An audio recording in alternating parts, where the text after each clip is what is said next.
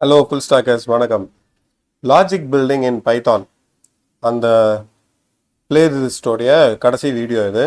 So ஒரு லாஜிக்கை எப்படி நம்ம பைத்தானில் பில்ட் பண்ணணும் அப்படிங்கிறத தான் பார்த்துட்ருக்கோம்.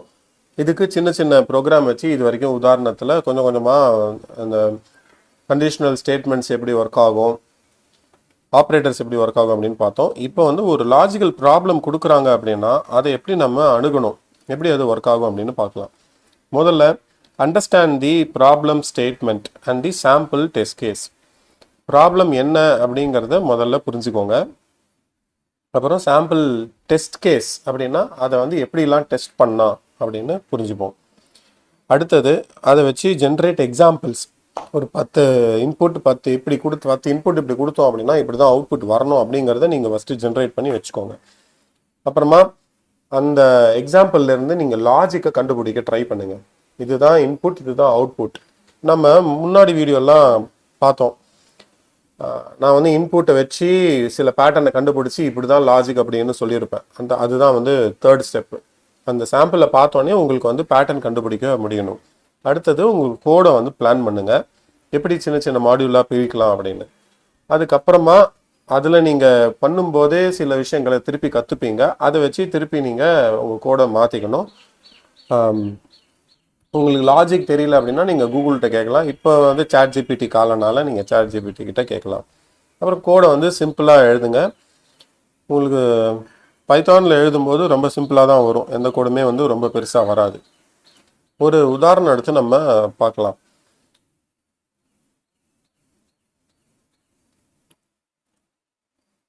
முதல்ல problem. Read the below problem statement.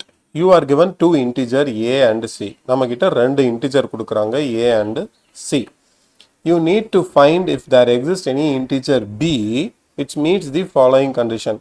பின்னு ஒரு இன்டிஜர் இருக்கா அப்படின்னு நம்ம கண்டுபிடிக்கணும். அந்த பிங்கிற இன்டிஜருடைய கண்டிஷன் என்ன? பி வந்து இன்டிஜராக இருக்கணும். பி வந்து average of a and c. ஏ அண்ட் சியோடைய ஆவரேஜாக அந்த பி இருக்கணும். அப்படி ஒரு இன்டிஜர் இருக்கா அப்படின்னு பார்க்கணும். எக்ஸாம்பிளுக்கு இங்கே கொடுத்துருக்காங்களா 3 இன்புட், 3 5. 3 5க்கு ஒரு பின்னு ஒரு இன்டிஜர் இருக்கா?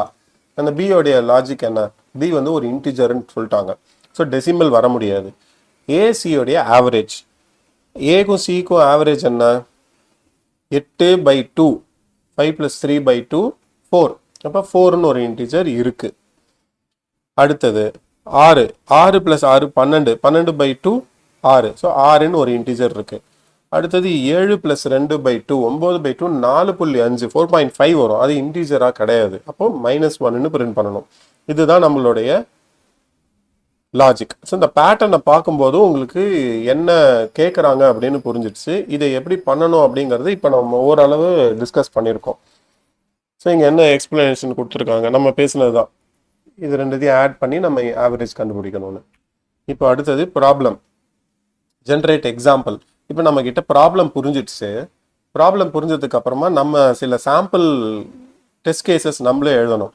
அவங்க கொடுத்த ஒரு 4-5 ஸ்டெப்பு ஒன்று, அது இல்லாமல் நம்மளே வந்து ஒரு 5-6 எக்ஸாம்பிள்ஸ் எழுதலாம். அதை வச்சு அதுக்கான ஆன்சர் என்ன வரணும் அப்படிங்கிறதையும் நம்மளே எழுதி பார்க்கலாம். இதுதான் டெஸ்ட் கேஸ். ஸோ இந்த கேஸில் 1 1 வந்தால் என்ன வரும்? 1 + 1 2/2 1. ஆன்சர் வந்து 1ன்னு வரணும். இந்தமாரி நீங்களே ரேண்டமாக ஒரு நம்பர் எடுத்துக்கோங்க. எடுத்து என்ன ஆன்சர் வரணும் அப்படிங்கிறத எடுத்து வச்சுக்கோங்க.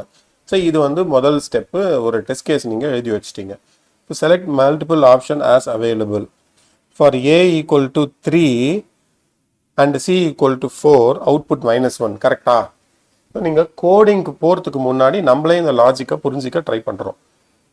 3க்கும் 4க்கும் ஆன்சர் வந்து -1 தான். 4 + 3 7, 7/2 3.5 வரும். அதனால -1. இது கரெக்ட் தான். ஏ வந்து 3 கொடுத்து சி வந்து 4 கொடுத்தா 8/2 ஆன்சர் வந்து 4 வரணும். இவங்க 2ன்னு கொடுத்துருக்காங்க. கரெக்டாக? அது தப்பு. ஸோ இது வந்து பாசிபிலிட்டி கிடையாது, இப்படி வரக்கூடாது ஆன்சர். 5க்கும் 3க்கும் பண்ணால் 4 கரெக்டு, 6/2 3 கரெக்டு, 8/2 தப்பு, 6/2 3 இதுவும் கரெக்டு. இதுதான் வந்து ஆன்சர். இது 3 தான் வந்து பாசிபிலிட்டி இருக்குது. புரிஞ்சுதா? இந்த ஸ்டெப்பு புரிஞ்சுதா? முதல்ல நம்ம என்ன பண்ணினோம், ஒரு ப்ராப்ளமை எடுத்துக்கிட்டோம், அந்த ப்ராப்ளமை ஐடென்டிஃபை பண்ணணும், அதை வச்சு ஒரு சாம்பிள் இன்புட்டும் அவுட்புட்டும் வச்சு ஒரு பேட்டர்னை கண்டுபிடிச்சோம், இந்த ப்ராப்ளமை எப்படி சால்வ் பண்ணுறது அப்படின்னு. அந்த பேட்டர்னை வச்சு நம்மளே ஒரு சில பாசிபிள் இன்புட் அவுட்புட்டை கொடுத்து சில சாம்பிளிங் எடுத்து வச்சுருக்கோம், இந்த டெஸ்ட் கேசஸ் அப்படின்னு சொல்லுவோம். அடுத்தது அப்சர்வேஷன். என்ன இப்போ இதில் அப்சர்வ் பண்ணுறோம், whenever we can generate b, then b is the average of a and c. கரெக்டா? b அப்படின்னு ஒரு நம்பர் கேட்டிருக்காங்க, அந்த bங்கிறது என்னது, a c உடைய ஆவரேஜ் தான். So a plus c by 2 தான் வந்து b. if a and c are odd, then we can generate b.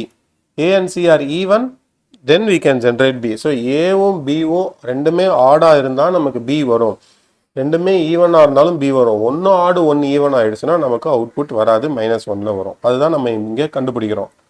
3 5 நமக்கு அவுட்புட் வந்துடும், 2 4 வந்துடும். ஆனால் 2 5 வராது, ஏன்னா 2 வந்து ஈவன், 5 வந்து ஆட். புரியுதா?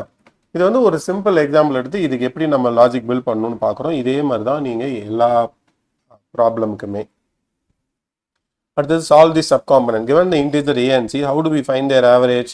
இப்போ ஆவரேஜ் கண்டுபிடிக்க ஃபார்முலா என்ன, b plus a plus c by 2. b equal to a plus c by 2. இங்கே b a plus c by 2. Average of 2 number நம்ம சின்ன வயசில் மேக்ஸில் படிச்சிருப்போம் இல்லையா? ஏன் இது ராங்குன்னு சொல்லிடுச்சு? ஆமாம், ஏன்னா இது வந்து டெசிமலாக வருது. நம்ம டபுள் ஸ்லாஷ் படித்தோம் இல்லையா? டபுள் ஸ்லாஷ் என்ன பண்ணோம், நமக்கு இன்டிஜராக கொடுக்கும், ரவுண்ட் இன்டிஜராக. அங்கே படித்தது இங்கே யூஸ் ஆகுது. முதல் வீடியோலையோ இன்னும் ரெண்டாவது வீடியோலையோ படிச்சிருப்போம்.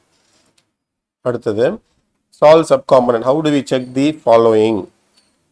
R both A and C odd? A C ரெண்டுமே ஆடான்னு எப்படி செக் பண்ணுவோம்? ஏ சி ஈவனான்னு செக் பண்ணுவோம், ஏ ஆடா சி ஈவனான்னு செக் பண்ணுவோம். இப்போ இந்த கோடை வந்து நம்ம ரீஅரேஞ்ச் பண்ணணும். முதல்ல என்ன பண்ணணும், இஃப் தான் வரும். So if a percentage 2 equal to 0, percentage operator என்ன பண்ணும், ரிமைண்டர் இருக்கான்னு கொடுக்கும். அப்போ ரிமைண்டர் 0வா இருக்குன்னா என்ன அர்த்தம், அது ரெண்டுமே ஈவன் அர்த்தம். ஸோ a percentage 2 0வா இருந்து அண்ட் c percentage 2 0வா இருந்துச்சுன்னா ரெண்டுமே even, a and c are even. கரெக்டா? Else if a percentage 2 not equal to 0, இதுவும் ரெண்டோத்தையோட ரிமைண்டருமே 0 இல்லைன்னா a and c are odd. odd இல்லைன்னா a is odd, c is even or vice versa. புரியுதா? Next solve the complete problem. இப்போ நம்ம complete ப்ராப்ளமை solve பண்ணலாம். இது test case. I in the range a and c நமக்கு கிடச்சிடுச்சு. If a percentage 2 equal to 0 and c percentage 2 equal to 0, இது ரெண்டுமே ஈவனா இருக்கு.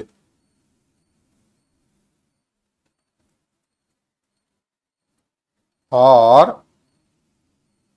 இது ஈவனா இருக்கு, ஆர் ரெண்டுமே வந்து ஆடா இருக்கு. இந்த ரெண்டு கண்டிஷனும் நாட் ஈக்குவல் டு 0, இதுவும் நாட் ஈக்குவல் டு 0, ரெண்டும் ஈவனாக இருக்குது. இல்லைனா ரெண்டுமே ஆடாக இருந்தால் என்ன ஆகும், print a plus c by 2. இதுதான் ஆன்சர். சரிதானே? Else print -1. ரெண்டுமே ஆடாக இருந்தால், ரெண்டுமே ஈவனாக இருந்தால் நமக்கு by 2 ஆன்சர். இது ரெண்டுமே இல்லை அப்படின்னா நமக்கு -1 ஆன்சர். ஆமாம், என்ன தப்பு பண்ணிட்டோம், இங்கே வந்து டபுள் ஸ்லாஷ் போட்டால் தான் நமக்கு இன்டிஜராக வரும், இல்லைன்னா டெசிமலாக வந்துடும். கரெக்ட், புரிஞ்சுதா? ஸோ இப்படி தான் வந்து நம்ம ஒரு லாஜிக் பில்டிங் பண்ணணும். இதோடைய அடுத்த அப்ரோச் வந்து நம்ம கண்டினியூஷனை இன்னொரு வீடியோவில் பார்க்கலாம். வீடியோ ஏற்கனவே லென்த் ஆகிடுச்சு. முக்கால்வாசி நான் வீடியோ வந்து ஒரு 4லேருந்து 5 நிமிஷம், மேக்ஸிமம் 4 நிமிஷத்தில் வைக்கணும் அப்படின்னு தான் பார்க்குறேன். சரி, கற்போம் கற்பிப்போம், மீண்டும் சந்திப்போம். வணக்கம், டேக் கேர், பாய் பாய்.